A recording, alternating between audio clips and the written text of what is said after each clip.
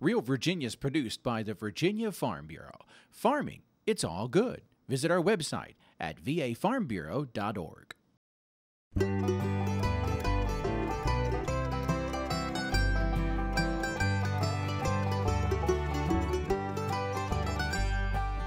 Home will always be Virginia, between the Blue Ridge and Chesapeake Bay, Atlantic to Appalachia, home in my heart always. Hello everyone and welcome to Real Virginia, a show about Virginia agriculture and the people who produce the foods we enjoy. Landowners will be getting some more help protecting livestock from coyote attacks. We'll tell you what is being done. As summer gets closer, we have some suggestions to keep grubs out of your lawn. And we travel to Rockbridge County to visit a dairy that produces farmstead cheeses. Hello everyone, we are here at Keystone Tractor Museum in Colonial Heights, Virginia, where you can see over 170 antique tractors 365 days a year. We're going to go inside and look at some of these tractors a little later on. But first, let's talk about a problem many farm owners are having. Nuisance wildlife animals like coyotes are taking out livestock all across the state, and the problem's so bad that the Virginia General Assembly has taken note. Coyotes used to be a problem only for livestock producers in the western half of Virginia. At one time, coyote attacks were so bad there, many sheep producers went out of business. But 2 years ago, a cattle farmer in Gloucester County near the Chesapeake Bay woke up to find a dead calf in his fields.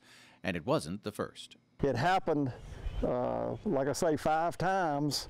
And of course, it alarmed everybody around here, and they was trying to get the animals up at night and everything, but the coyotes only work at night. Today, Charles Llewellyn's farm is quiet and peaceful, but it wasn't on that winter night in 2011 when 4 coyotes and a wild dog stampeded his herd.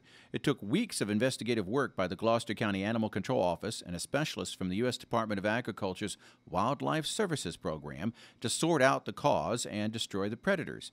Meanwhile, despite insurance payments, Llewellyn was set back about $14,000. When you lose a total of 24, it takes time to raise them, and it really sets you back. I've had a problem trying to recover from it. You know, I thought it was going to put me under, but I've been able to survive it. Unfortunately, Llewellyn's situation is no longer unique. After these attacks, the USDA and Virginia wildlife officials held a seminar in Gloucester County to discuss preventing coyote damage, and 300 people showed up. Farmers and pet owners all across eastern Virginia are reporting coyote losses, according to Scott Barris, Virginia Director of the Wildlife Services Program. In suburban and urban areas, we have coyotes. Coyotes are distributed throughout Virginia. And in those type of situations, you could see coyotes actually taking small pets, such as cats or small dogs. So it's important not to leave those animals unattended. We've got a situation where we've actually got more wildlife and more people sharing the same land, and that's why we're seeing this increase in conflicts. Llewellyn says he heard coyotes howling just the other night, and he has farmer friends who bring their livestock in at night to prevent damage. Since his losses, Llewellyn has placed guard animals in his fields to protect his cattle, most of which are calves from a nearby dairy. This is advice he received from Wildlife Services and others. I have moved in a llama. I keep him in a field with a group of animals, and I've got these Sicilian donkeys, and I use the female Sicilian donkey. They're very aggressive against the strange animal that comes in. But meanwhile, there's only so much ground that Virginia's one coyote specialist can cover each year. That's why Governor Bob McDonnell suggested, and the Virginia General Assembly just approved $75,000 in new state funding for a second animal damage specialist to help farmers and landowners in the eastern half of the state. Barris says farmers should take a comprehensive approach to preventing coyote damage, steps like better fencing and constantly changing your work patterns. But sometimes the predators just have to be removed. It's important to remember that predation is a behavioral event. It's not so much dependent on the number of coyotes that are out there as the specific coyotes that have learned to kill livestock. And so it's important to focus any effort on those individual animals. And those are all techniques that require a specialist. Llewellyn says the new help doesn't come a moment too soon for him. Just knowing that coyotes are still out there is nerve-wracking. They're here, and we're just going to have to tighten up and keep them under control. Llewellyn says he's asked local hunters to take coyotes whenever they see one. So far this year, 4 coyotes have been killed in his area alone. In Gloucester County, Virginia, I'm Norm Hyde. Jetting out into the western side of the Chesapeake Bay is Gloucester County, one of the earliest settled parts of the Old Dominion. The 159 farms here generate almost $9 million in farm income each year, mostly from grains and soybeans, along with hay and cattle production. There are also several poultry operations in the county, and 49 farms have ponies or horses. And there's a growing vegetable farm movement as well in Gloucester County, Virginia. I'm Mark Viette. Coming up on In the Garden, we're going to talk about grub problems in your lawn. Stay with us. All-terrain vehicles are a lot of fun and have become very popular in rural Virginia. An ATV is versatile and is used for a variety of purposes. But it's important to never carry a passenger unless the ATV is specifically designed to carry riders. An extra rider can distract the driver and throw the ATV off balance. Operate your ATV safely. And remember, no extra riders. To learn more about ATV safety, contact Virginia Farm Bureau at vafb.com. This is one great state, but it hasn't been a walk in the park. They call me invasive species. Nice, huh? Or hungry pests. I mean, do I look invasive? You should think of me as a culinary tourist. People help me get around, mostly on the things they move and pack. Gotta run. I do have a lot of mouths to feed. Hungry pests threaten to devour our trees and crops. Leave hungry pests behind. Go to hungrypests.com.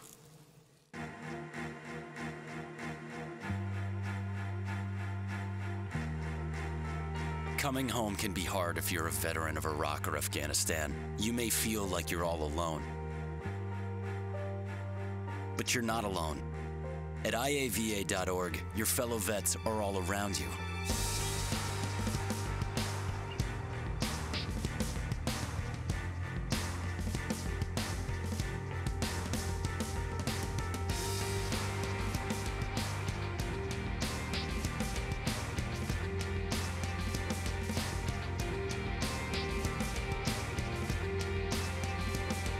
Join our free online community, get the resources you need, and connect to other vets who know where you're coming from. iava.org. We've got your back.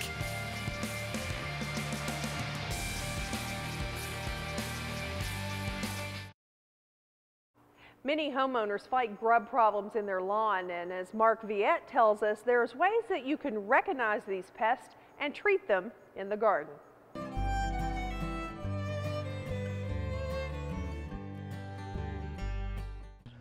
As I was walking through the lawn, I noticed a few off-colored brown spots.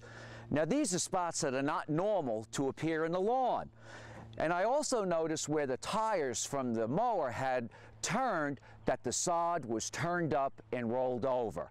So I decided to go through and tug on the lawn, and what I found was grubs had cut the roots off right at the soil level, almost like a sod cutter where you can roll up the sod. One of the things that you have to determine is treatment if it's warranted. And how you can tell is if you have 10 or 12 of these grubs, which could be Japanese beetle grubs, per square foot is occurring in your lawn, then you need to treat your lawn. If you only have maybe 2 or 3 per square foot, you might want to wait till spring to treat with the long-term treatment. But it's also easy just to pull up on the lawn, and I'll show you how you can determine how many grubs you have. As I was pulling up the lawn, just like sod, you can just tug at it and pull it right off in many areas. And you can look at all the grubs that are present. So 1, 2, 3, 4, 5, 6, 7, 8, 9, 10, 11, 12. There's even one here. And you can see they've completely severed the roots right from the soil. As you look real closely, you'll notice new white roots beginning to regrow. And also, as you're doing a count, 1, 2, 3, 4, 5, 6, 7. So that shows you, and that's less than a square foot, that means treatment is warranted.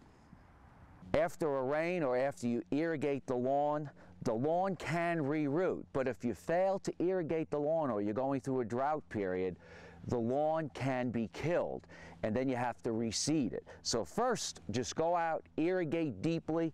The lawn will reroot, as you see here. You also notice that we have about 10 to 12 per square foot, and it is important then that you treat. And you know, companies make grub products that are grub proofing products. Some of those should be used in the spring and some can be used in the fall. And you have companies like Bonide, Bear Advance. You'll see where it says grub control. Now these can be a variety of grubs, so we're not sure what type. You almost have to have the grub sent to a diagnostic lab to determine which one it is.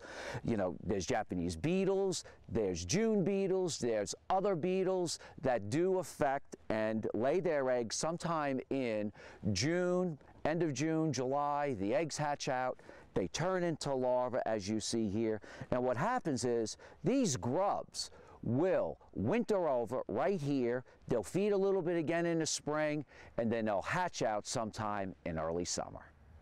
In addition to noticing the brown spots in your lawn, you also might notice animals digging in a lawn trying to feed on the grubs, like possums and skunks. That's another sign that you might have a problem. But again, if you have 10 to 12 per square foot, it is recommended, always according to label directions, that you use a product to treat in the fall. If you miss the fall, you can use the spring products early in the season as the grubs start working up, getting ready to hatch out. I'm Mark Viette. Join me next time in the garden. For more garden tips, go to inthegardenradio.com. Up next on Real Virginia, Virginia produces a lot of eggs, and now is the perfect time to indulge in a delicious crepe. We've got an easy recipe in the heart of the home.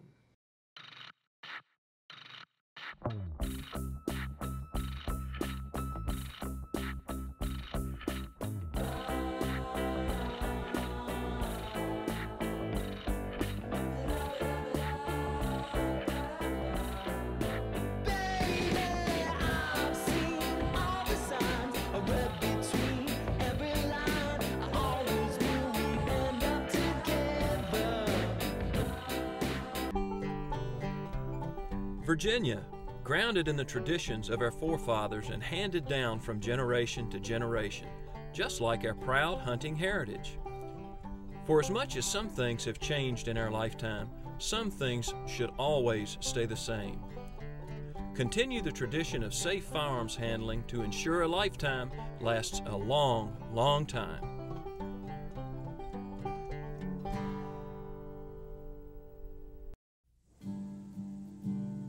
This farm, this land, and everything that lives here will be his responsibility someday.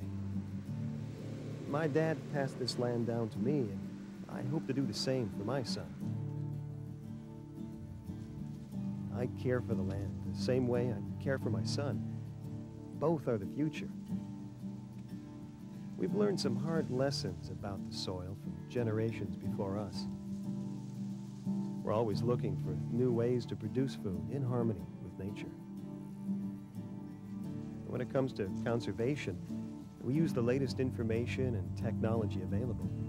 We take care of the soil, so it'll take care of us for generations to come.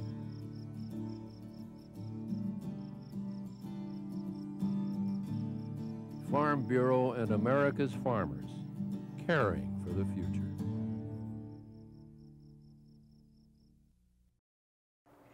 Eggs are a very important commodity in the state of Virginia, and of course, they're essential when you're making crepes. Kendra Bailey Morris shows us how in the heart of the home.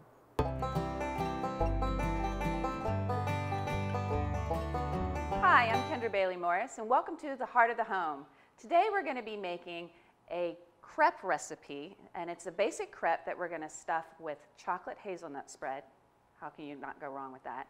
And we're going to add some strawberries and some whipped cream. And then the whipped cream's been accented with just a little bit of vanilla. And this is a delicious, easy dessert that you can make at home. And this is a really easy way to make crepes. And I'm going to start by just adding some flour. It's just all-purpose flour, about 1.5 cups, whole milk. And this is all just going into a blender, because this particular batter needs to be very thin and crepe-like. I'm going to add 2 eggs, Virginia eggs. And I'm going to add just a dash of salt, another dash of sugar, some vanilla, and this is actually vanilla bean paste. You could use regular vanilla extract if you want. And then a little bit of orange liqueur, which is optional, and just as you can see, just a tiny, tiny bit. And all you're going to do is blend this together.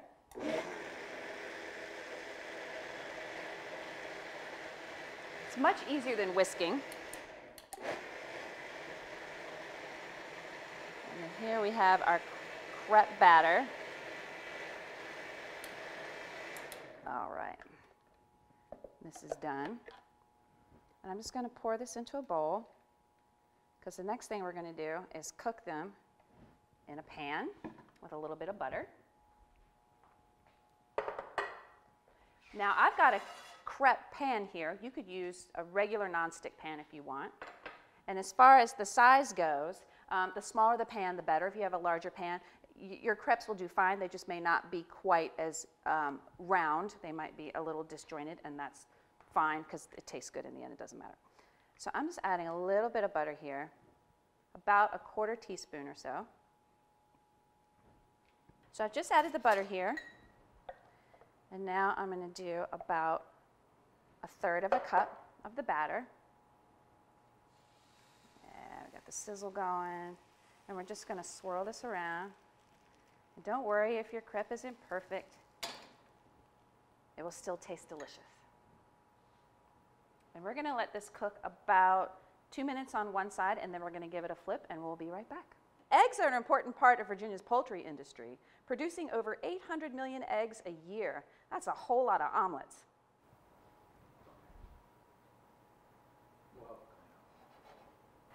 Okay, and our crepe is finished here, so lift it out of the pan, let it rest. Now I have one already finished and ready to go.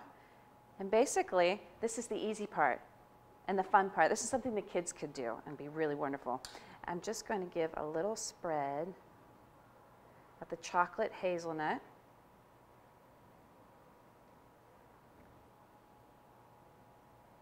Add some sliced strawberries. You could add bananas. You could add bananas and strawberries here. Anything goes. Very, very, very easy. And then I'm just going to roll it up, like so, in crepe fashion,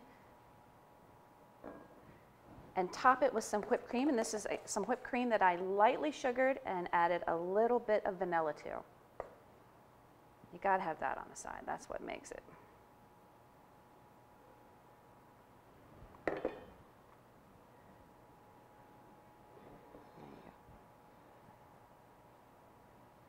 And there you have it. We have classic French crepes with a chocolate hazelnut spread filled with strawberries and topped with a whipped cream accented with vanilla and sugar. I'm Kendra Bailey Morris. Let's get cooking.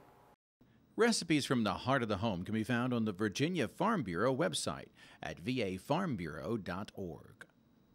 Egyptian and Chinese records show that fowl were laying eggs for man in 1400 BC, and Europe began domesticating hens as early as 600 BC. It's believed that in 1493, on his second trip to the Americas, Columbus's ship carried to the New World the first of the chickens related to those now in egg production. Today, the United States produces about 75 billion eggs a year, about 10% of the world's supply. Virginia produces more than 741 million eggs a year, helping add more than $68.7 million for the state's economy. Last year, North American gardeners donated over 1.4 million pounds of food to feed the hungry. That's over 1 million meals that a government agency won't have to provide. It's so easy to plan a row to feed the hungry. Unfortunately, it's also easy to find an organization or an individual that needs that extra food. Thank you very much.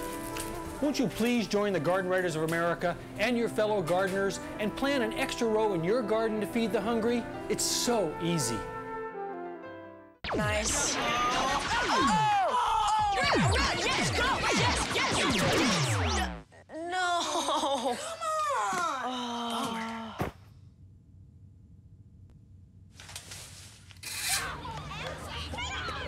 Oops. Yeah, sure. Let's go. Moms everywhere are finding ways to keep kids active and healthy. Works every time. Get ideas, get involved, get going at letsmove.gov. Spring rains carry excess fertilizer through our sewers to the Chesapeake Bay, where the crab harvest has been extremely low. So skip the fertilizer until fall. Just tell your wife you're not slacking off. You're making she crab soup. Americans have a love affair with cheese, and there is nothing like fresh farmstead cheese. One Rockbridge County dairy is proving that point by selling their cheese as fast as it can be made.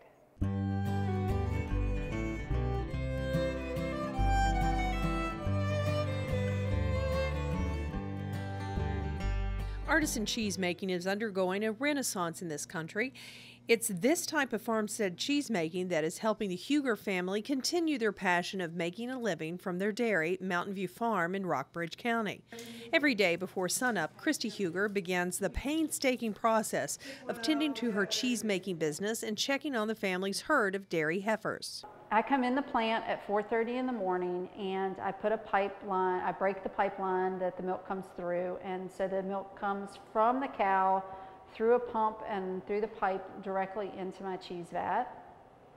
And we finish up the day putting the cheese in the molds, usually around 3:30 to 4 o'clock. The farm is a 250-acre dairy in Fairfield, Virginia, where twice a day, every day, their herd of 120 cows is milked, and twice a week, fresh cheese is made. I think it's a growing thing in Virginia.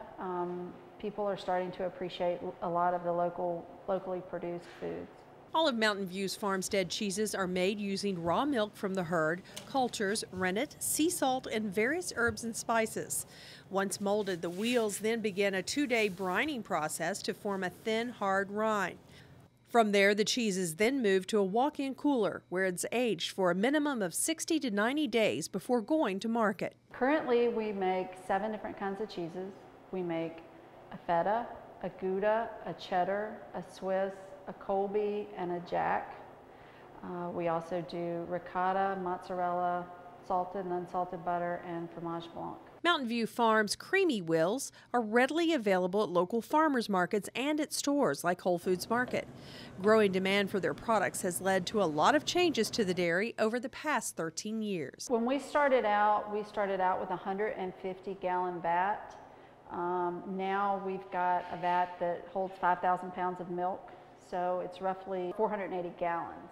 The farm has been put into conservation easement to ensure future generations will be able to enjoy this agriculture venture, something that is very important for this art teacher turned family farmer. I have a lot of people that ask me if I miss teaching, and sometimes I miss seeing the people and seeing the kids, but I don't miss it per se. I would rather be here and doing this, and this is just a new outlet for my creativity. In 2011, 690 licensed commercial dairy farms were in operation in Virginia, and that industry generated an estimated $960 million in economic activity that same year. For more information on Mountain View Farm products, go to mountainviewfarmproducts.com. We're so glad that you could join us this month to celebrate all the bounty Virginia has to offer. Whether it's in your home, your garden, or your landscape, or even here at the Tractor Museum, this truly is what real Virginia is all about. So for everyone from the Virginia Farm Bureau, thanks for watching. Make it a good month.